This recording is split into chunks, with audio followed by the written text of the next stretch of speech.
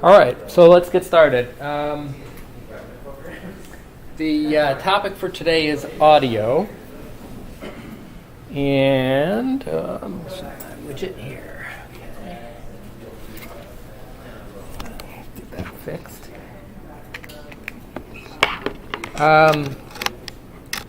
So audio, of course, is a whole nother ball of wax from visual simulation. It's not our focus. You haven't had a background in it.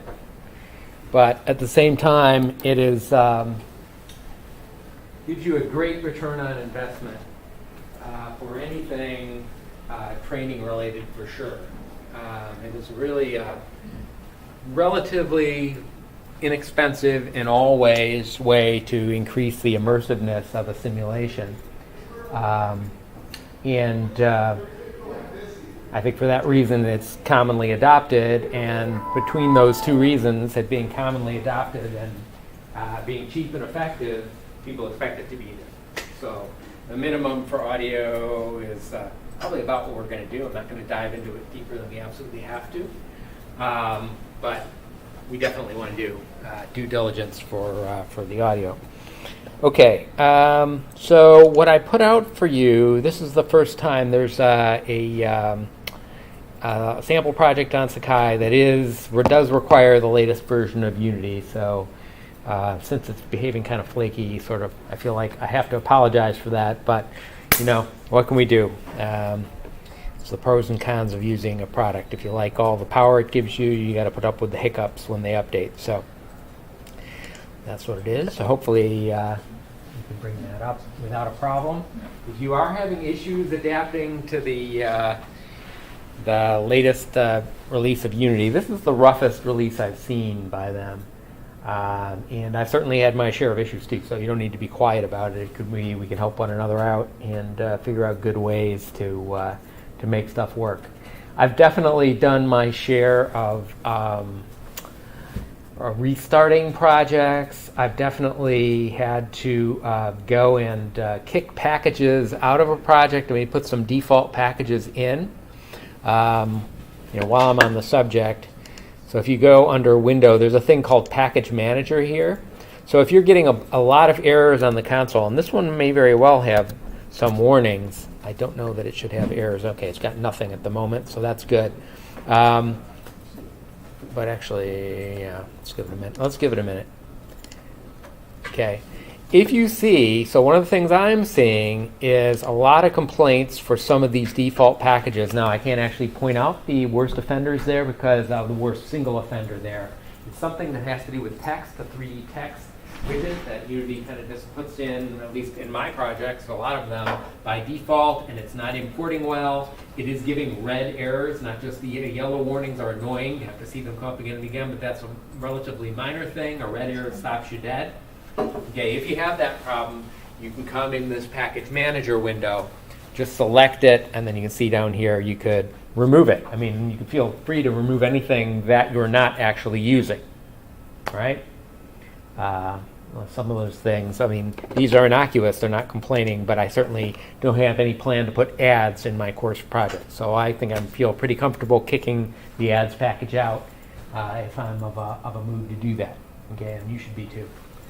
Other stuff. Oh, I've had red errors on the console coming from a package and not had this window come up because this window itself is a package, is governed by a package. So it gets into some kind of recursive brain twisting state. If you see that, mostly I've had luck just shutting Unity down and starting it back up again, and it recovers its sanity. The red errors are still there, but the package manager window is back, and then I've been able to proceed.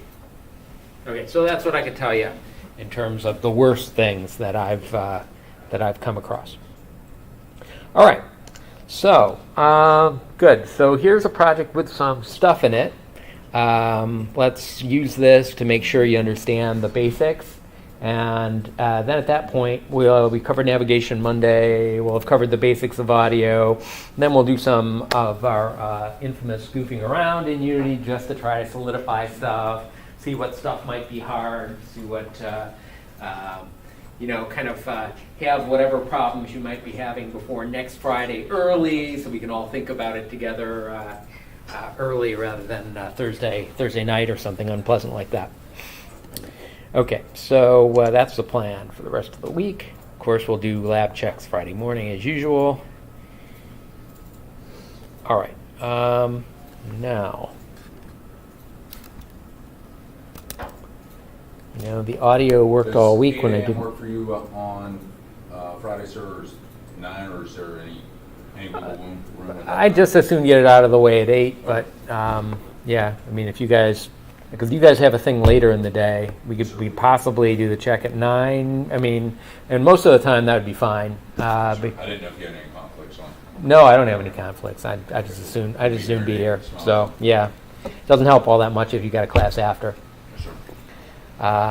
Now, ironically enough, the sound has been working fine every time I've tried this except today. So I don't know what the solution is. This is going to be a little tough teaching audio with no sound.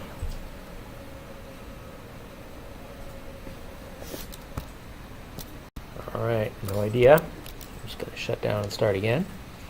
Well, I mean, I can talk you through it, but boy, that would be a more painful than it really ought to be. What's that? Are the Windows sounds playing or in music? So I don't know. We can check. Yeah, it looks like nothing. Let's see if it's unplugged. If my computer's okay. No, it's not making any sound. Maybe I need to reboot. Oh, now the sound came back. Let's try again.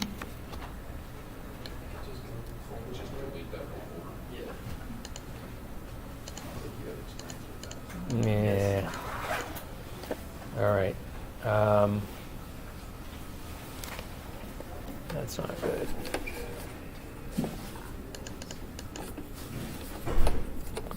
We'll try messing with it, turning it up and down, and see if anything.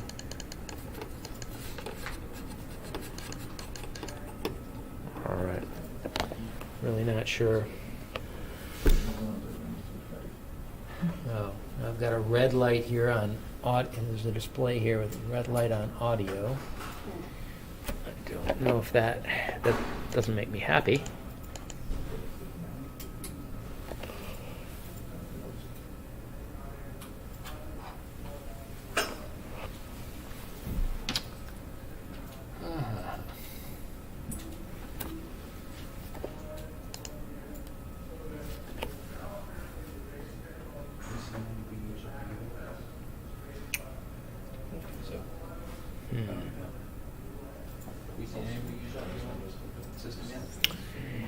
I have external speakers up in my office, but I don't think that would help. I think the audio is going to insist on going out this port. It used to be I could switch to VGA and then just do things the old-fashioned way, and now I think that isn't even possible. We try to switch. You have an idea? Try it this way. To switch it to your laptop and maybe turn it. Oh. Yeah, my laptop is not very loud though, but I could then plug in some speakers. So thanks for that suggestion. I think that'll work. All right, give me a minute. We'll make it work. Package. See the bottom one? That location is this. The bottom, that bottom line is not an error. It's up. So again, I wanted for those I was leave the ones that I need, and then I fixed the ones that I need. Okay. But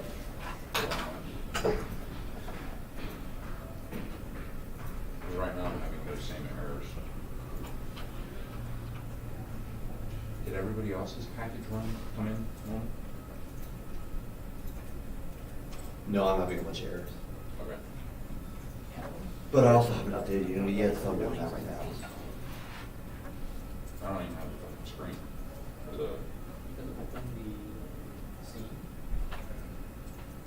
She got us one? There you go. You're not having a bunch of errors now?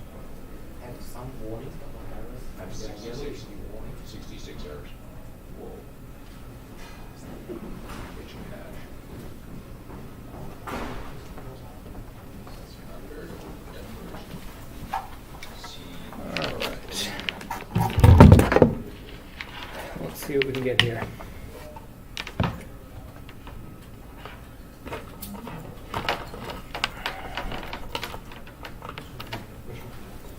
Cable City over here. So we're getting a lot of C# 4.0 language specification errors as well. Okay, yeah, I'll show you what to do about that. That's an easy one. Good. I like that ones. Okay. That's exactly one of those. All right.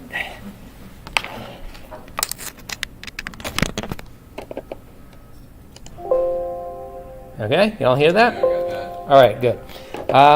Good. So back where we were, let's get the things fired up again. All right. So I'll show you what to do about the language thing. So that's like it's in a weird place, but it's very easy. Okay. All right. So if you're having problems that are language related, what I would recommend is going into File, Build Settings. Okay. Then you see there's player settings at the bottom. So bring that up and come over here. You can see, you got to scroll down maybe a bit. Where is it? Net 3.5? Yeah, you probably want it to be 4.0. Let me see. Right above that. Yeah, API committer. Yeah. So I'm not having a problem with it, but I have had that happen. Okay, so what I do in that case, I'm not going to do it now because I'm not having a problem, but I would switch this to net 4.x, Yes, sir. and then I would consider flipping the API compatibility level. There should even be higher options if you switch to 4.x, I think. So just kind of go to the highest option, and yeah, that has helped. That has helped. Okay, fantastic. Next question when we're talking about this, do you still use, I think Visual Basic came out with a 2019 or 2017, do you observe? Oh, you mean Visual Studio? Yes. I don't recommend. I mean, I don't think there's much to be gained. We're really using 1/100th of the power of Visual Studio. It's just being used as an editor, and all the other stuff isn't really being used. So I just let Unity do what it wants to do. Eventually, I assume Unity will require the new one, and that's the day I'll update. All right. So after all this, maybe we have an example here we can run. Let's try. Okay, we go in here.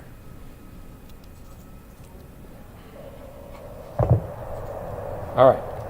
So you can hear some sounds, right? Here's some wind blowing in the background. So that's a kind of an ambient sound.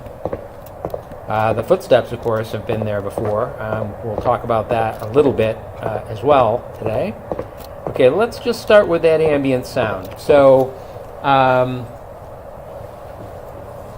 all 3D game and sim platforms that do anything with audio at all pretty much do spatialized audio. So they have the ability to let you fake to a greater or lesser degree of realism a sound source that's located at a specific point in space. But sometimes you don't actually want that. Sometimes you just want to, like the wind. If the wind is blowing on this side of my scene, it's probably blowing the same way on the other side of the scene too, right? So what you really want is something that's just the same everywhere. So let me show you. That's a nice, easy case. So we can start with that. Let me show you how that's set up. Okay. So the first thing you've got to do to get sound going at all is get some sound samples into your project. Now, sound samples, it's yet another kind of asset, right? The same way where there's many types of image files you might have to deal with building a project like this, there's many types of audio files you might deal with as well. From my perspective, they all offer about the same thing. It's just that when you go online, looking for free audio files or for what you have with a limited budget, you're probably going to have to take what you can get, right? Again, there are, one of the things I didn't ask you to do, I did way back many years ago, there's the same way there's a GIMP, there's equivalent tools for massaging audio, editing, filtering, clipping the ends, doing all kinds of stuff, taking an audio sample and making it so you can repeat it. Like, so if you go and just get a little sample of the wind, right, maybe you just record it yourself, hold your phone up in the wind, get a recording. You can take that in, to Unity. You can put it as an audio source. Even after you set it to loop, I'll show you how to do that in a minute. It's just a checkbox. You can set it to loop, and what you'll hear is shh, pop, shh, pop. Okay, what's the popping? Well, it's because the sound doesn't wrap around. It's the same issue as like with a tiling image, right? It just, if you want it to play it, make copies of it and attach them end to end, the ends need to marry up, and they don't naturally until you make them. Okay, so that's one of the things that an audio editing tool could help you do. Take a sound file that is not repeatable without a pop and make it so it is repeatable without a pop. Okay, but I think that's a little further than we absolutely need to go, so I'm not going to go there. Let me show you.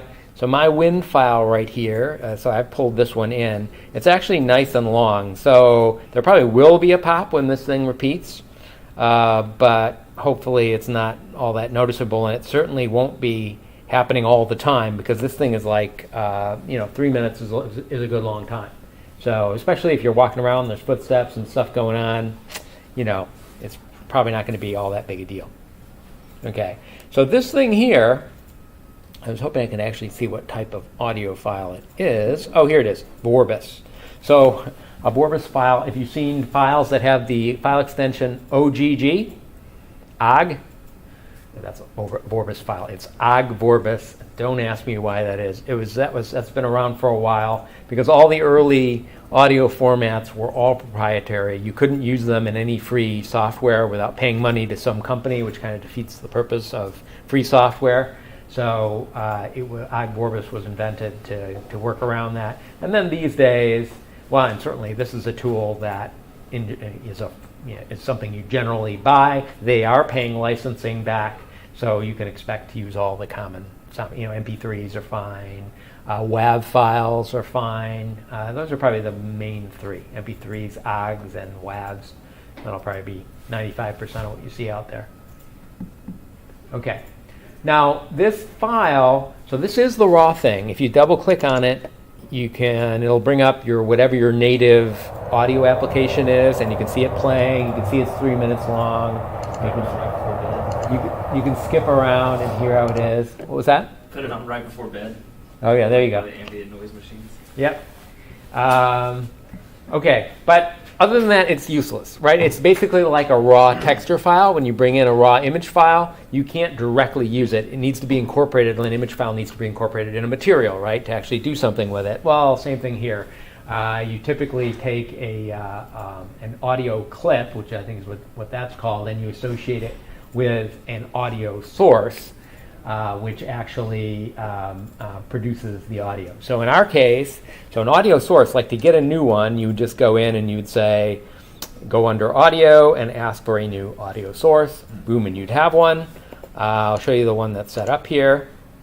So this is what you get. Okay. When you create a new one, this will be blank, and so will the next line. I'll talk about what that is. Oh, it's actually not set to loop. Well, that's interesting. So after 3 minutes, the wind's going to suddenly die down. All right, okay, so if that's the way the environment works, who knows what this environment is? Maybe that's appropriate, I don't know. Okay, but probably I'd want that to loop. Play on awake just means, do you want the thing to trigger as soon as the simulation starts? If it's an ambient sound, you do, so you'll check that. Then, again, these top two things are blank. The first one's the absolutely key one. That's your audio clip. In this case, that's my ambient win.ogg sound. So you can click here. It'll let you pick amongst the sounds that you have loaded in, or you can drag it in, drag it over. Okay. And I'll talk about the output end in just a minute. The last thing, though, that's very key is this notion of spatial blending. Okay. Which is really badly labeled here. This confused the heck out of me. What they're talking about here is they have a 2D end and a 3D end, and you can have it's not a binary toggle. That knob can be anywhere along the continuum. Okay, generally it's all the way over on the 3D end because our sounds, like if there's a gunfire, I want it to sound like it originated at the gun, right? If it's a bird chirp where you can see the bird, I want it to sound like it originated with the bird. Okay, so you will ordinarily have spatialized sound. And then, for whatever reason, if you don't want it spatialized, meaning it's the same across the entire scene, then you put it over on this side. And if you want a little bit of both, so that, yeah, you can kind of hear the bird everywhere, but it does get louder when you get closer to the bird, you could also put it in the middle somewhere. Okay, that's what that's about. So that's how you set up an ambient sound. It's really not bad at all. All right. Now, what I left for last here is this control. So it's probably a good idea to learn early to set up a tree of volume controls. So this is just like what an audio engineer has in front of them when they're like recording in a studio. There'll be like a master volume thing, which if you turn that down, everything goes silent. But then they'll have all kinds of other tracks that they have going on, generally organized in a tree structure, right? So they could have all the background instruments. So the master level on top, but then all the instruments are under this other level, right? Oh, but the instrument, there's more than one kind of instrument. Like the percussion will be on one, the next layer down the tree. The percussion's over here, and all the other instruments are on this other thing. Meanwhile, the other branch would be all the vocal stuff, right? So it's a tree. Whenever you mess with a volume knob, it affects that node, and everything underneath it leaves the rest of your stuff alone. And that's the time-honored method of messing with your audio balance to make things sound right. I mean, we don't want a tiny mouse squeak of a gunshot and then huge echoing footsteps, for example, right? And that's not going to seem right. So we want to be able to mess with that. Okay, so the way you can, so it looks like all these volume controls actually are coming up in the scene. You can see these are the ones I've created. There's a whole special window for it, though. If you go into Window, what is it? Window Audio Mixer. You see I've got that pane there. Now it needs a ridiculous amount of space, so but I'm not even trying to make it work reasonably. So you have to blow it up like this, and you'll see these are the levels that I've figured out. You can see over here how they're grouped. Okay, so this is a very flat tree where I have my master volume over here, and then I have all these other things underneath. I got my steps, and I've got a gunshot in there, which you haven't heard yet, and I've got an effect, mechanical noise in there, and I've got my ambient sound, that's just my wind blowing. If I had birds chirping and other things also added in, they'd be over there. Okay, and then this lets me go and separately set when the wind's just too ridiculously loud, okay, you can just drop it down without messing with your other stuff. Okay? The way you do it, when you start, this will all be empty. So you'll come over here and I don't remember how it goes. I mean, you just click the pluses. I think maybe I just work under the groups. Yeah, okay, this one's just, that's a new one underneath the master. If you wanted a new top level group, I'm not sure what you'd do. Remove group. Okay. Okay, so like normally, if I was normally after I created the master, I forget where the plus was for that, but I think it's pretty obvious. Then you can right click and say add child group, and that's how I created these other things. Okay, so you can basically set these up at any time. You can do it incrementally. If you already know what's going to go in your scene, you can set it up ahead of time. And then when you are messing with the details, let's go back where we were. Right, I got my ambient source sound over here for output. We can click here and choose to funnel it through any one of those existing channels. Okay? It's pretty convenient. All right, so what other stuff have we got? Okay, so the next thing that we have going on here that I want to show you is a 3D spatialized sound. Okay? So let's turn this thing on. You see that white cube in the distance? I'll run right over to it.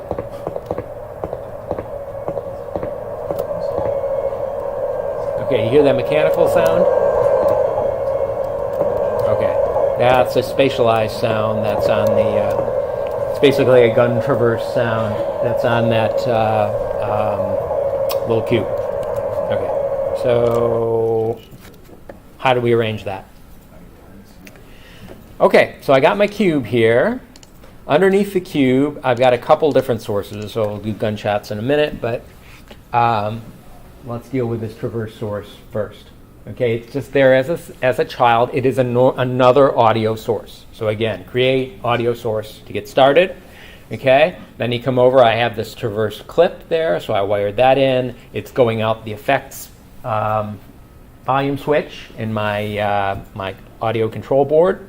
I also have it playing on awake, I have it looping.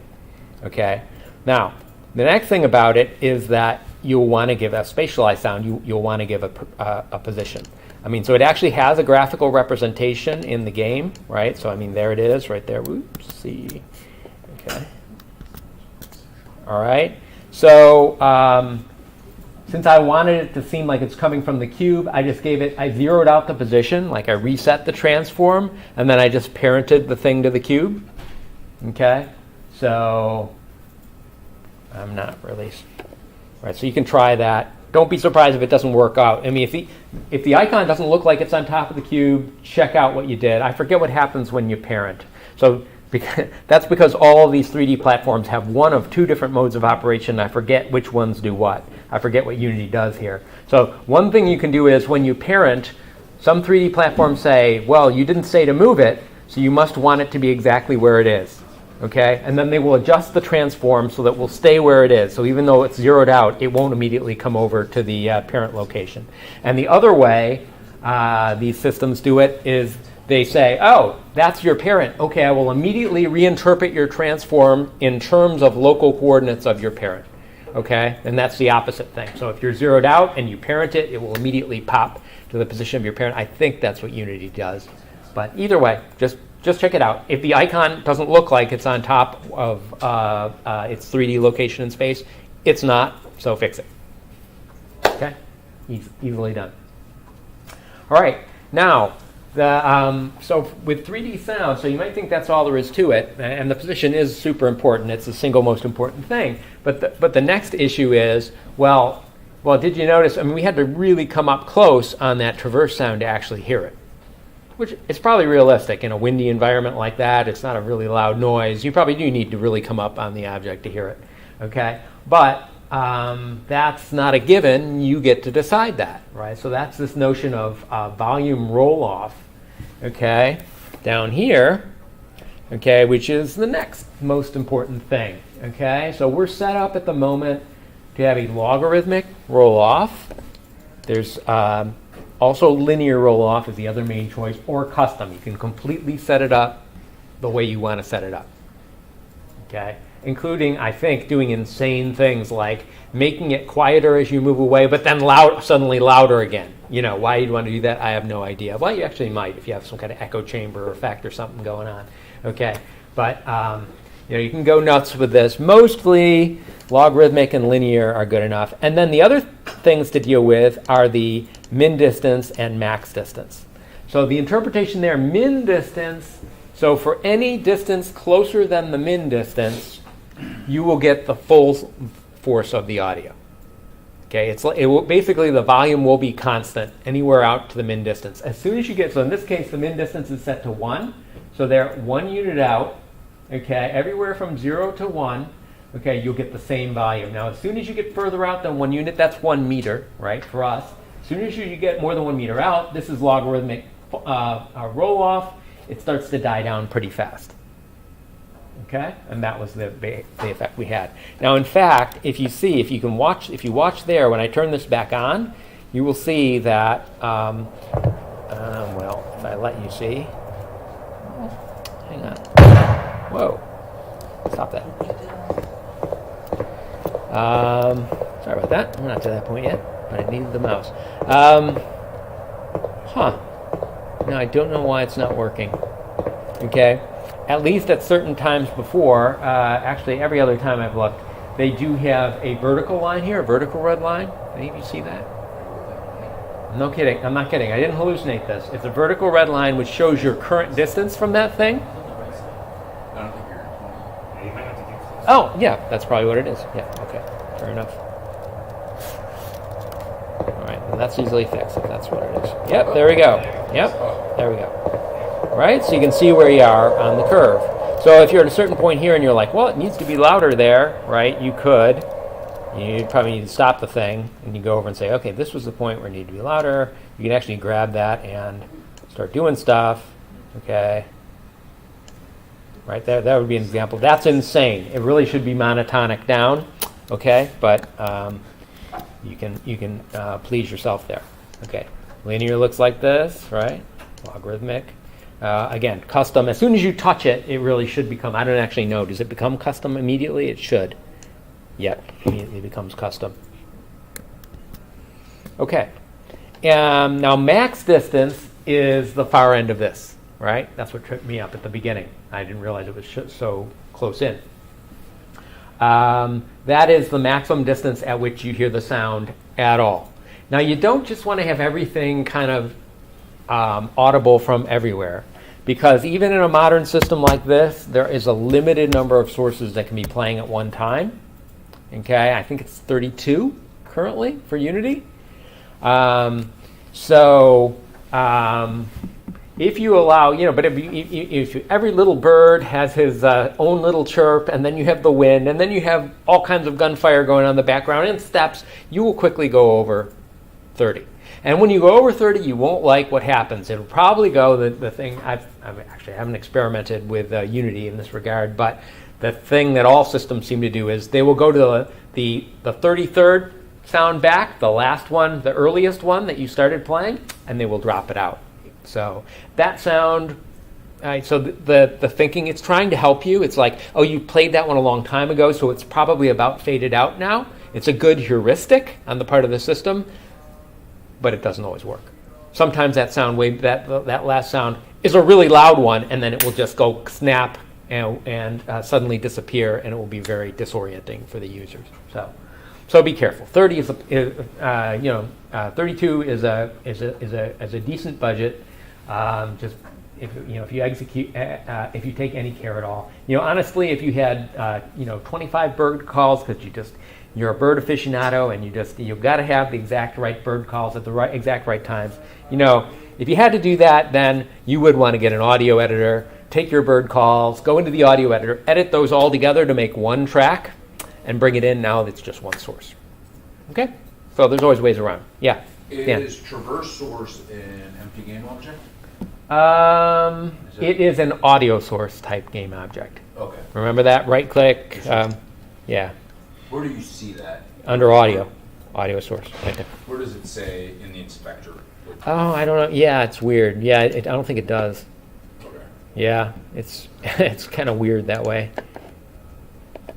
Yeah, no idea. Down here. Down here. Yeah, so the audio source is actually a component on the game object. Yeah, it's not right at the top, but it's kind of sort of toward the top. Okay? All right, questions about that? Everyone gets the spatialization part. You get how to locate stuff. Yeah.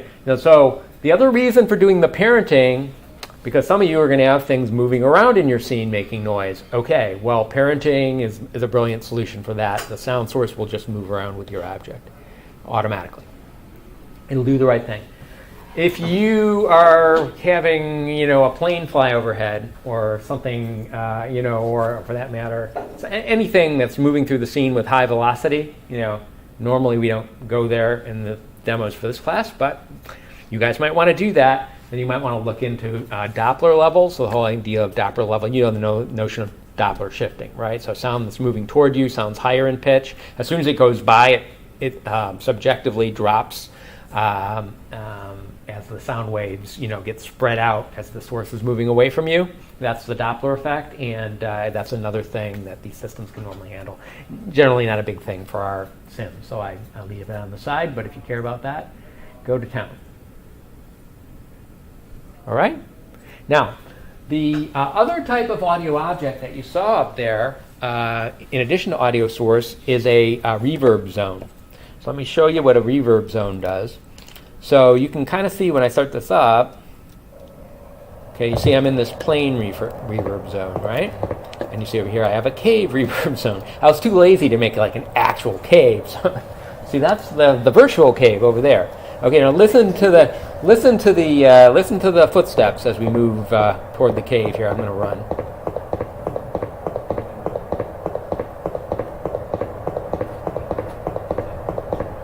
Can you hear anything? I don't hear it real well behind that thing. It should shift in quality.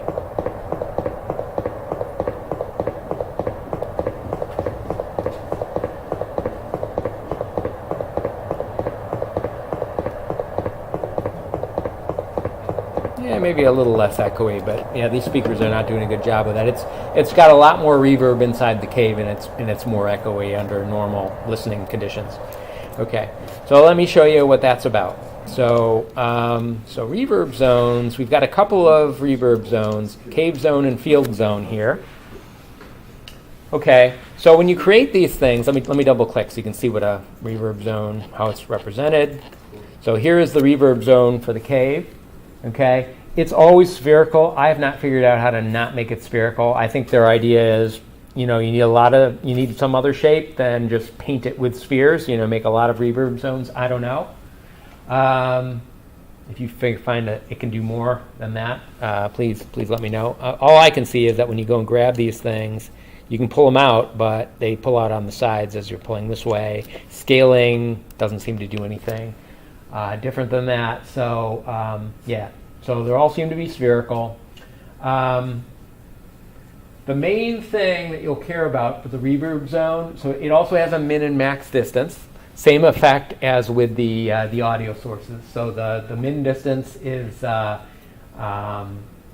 anywhere inside the min distance, you will get the max effect from the reverb setting that you've chosen, and anywhere outside the max, you'll get no effect, and then in between, it'll kind of segue between full effect and no effect. Okay, but what's the effect that you actually get? So yeah, so here they're basically, the idea of reverb is just that, as you talk in this room, the sound is doing the same thing that light does, right? So you all learned how dastardly and tricky light is. It bounces off stuff, and it makes your life hell if you really want to do a realistic rendering of a visual scene. I mean, that's kind of the limiting factor. And audio is actually the same. It's actually the same story. Sure, you're hearing the sound coming from my mouth to your ears. You're also hearing it bounce off the ceiling and the floor and the rug and everything in here, and that's what gives this sonic environment certain characteristics. So the idea with reverb is they've kind of isolated out those characteristics so that you can then funnel any sound through it that you care about. And then, if you look over the presets, they have a large amount of presets there. Okay, bathroom, padded cell, quarry.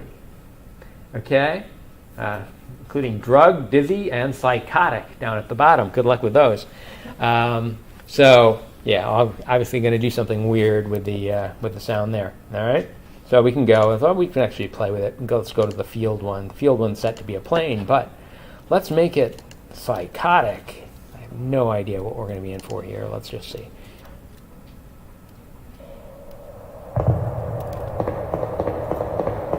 Okay, that's very echoey. I don't know how psychotic it is, but it is different, so I like that. All right, put it back to plane. All right.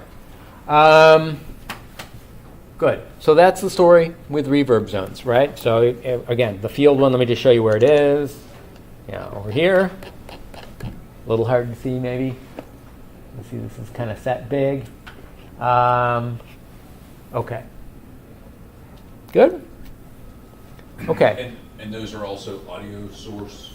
Those are, no, that's the other choice. If you look at the under audio, you see reverb zone as the second choice. Okay? And, actually I should say that, all these parameters here, I mean, you could read up on these if you want. I'm not sure if this is a complete description of the reverb preset, but it might be. It might really just be the sum of the effects of these parameters. So if this fascinates you, you can go in and literally, get down in the weeds and tweak the parameters inside of the reverb setting if you like. So look, I guess essentially every time that you create a new game object, it's loading an empty object with the components. Kind of when you create a game object of a certain type, yeah. Right, because I can have a sphere that I then add the audio reverb or instead of making a whole new thing. You probably can. Okay. You probably would be better advised to make an audio source and do a parenting, just because I think that's what it expects. Okay. You probably could make it work, especially if you're determined and you have a reason. But if not, it's good to just go with the flow to avoid getting into unique problems that nobody can help you with. Okay. All right. All right. So last but not least, what about sounds that are like the key example being a gunshot kind of a sound? So it's something that needs to happen when the user says it happens and not any other time, and can have varying types of settings associated with it, depending on what you're trying to achieve. So let's start with this one. So on the first-person controller, I have parented in a gunshot source here. Okay, so I went and I pulled a M4 audio clip from online. I send it to the gunshot master. This is a spatialized sound, but it's coming from me, right? I mean, I'm shooting. This is me shooting. So that's why it's parented to the FPS controller with the transform of 0. Okay, so it should move with me. Okay, and then this source, I've attached a small script to the source, which does almost nothing. You will love how short the script is. Well, like many of them in Unity. You almost need no scripting, but not quite. You need a little bit. Okay, so here we go. So this is looking for the left mouse click. When it hits the left mouse click, it grabs the audio source component on the same game object. Okay, we get component audio source, and it uses play one shot. Okay, there's play, and then there's play one shot. So if you're starting up some kind of a background sound, like you know, this is the beginning of the windstorm. Okay, you probably would use play. Okay, something that's going to be possibly looping or just like an ordinary, something you might have had play on awake, but you decided not to, and you want to trigger it instead. I would use play, but play one shot is great because for a couple different reasons. So it will let you. It will let you do multiple instances of the sound. So one of the issues with gunshot is a gunshot actually is a very long sound, right? It's a nice sharp sound at the beginning, but it generally echoes toward the back, so it actually is kind of long. When you do repeated shots, the second one probably needs to play before the first one has stopped. Okay, and play one shot allows you to do that. It won't cut off the first one and restart the sound. It will let the first one continue playing as it starts the second instance. Audio source.clip, that's just saying to play the sound that's on that audio source. And then it also has a volume there. Some people like the explicit extra volume control. This is in addition to all the other volume controls that are there because you can randomize it a little bit.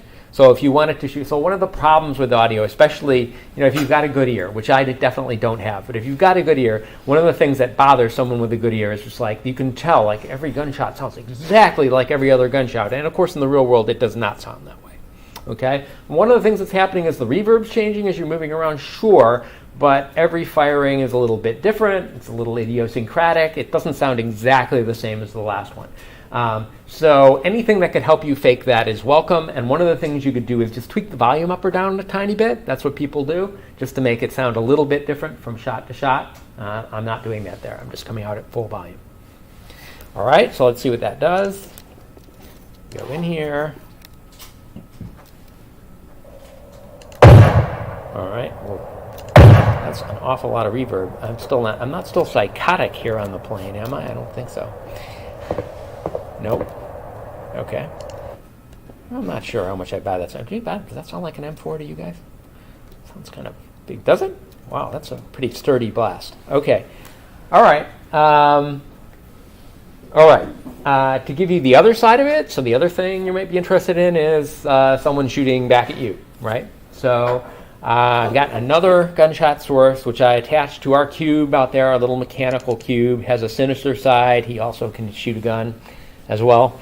And this is set up the exact same way, except now we are going to be moving around. Okay, it actually took a while to get this curve the way I wanted it, so that you actually could hear that the gunshot was definitely quieter when you're further away. Blah blah blah blah blah. So you have to deal with that. Why didn't I have to deal with that with the other one? Because the sound's on top of me at all times. I'm a fixed distance from the sound, namely 0 distance away. Okay, but for this one it won't be like that. And then I set this up. It's got almost the same script, except it's looking for a mouse button too.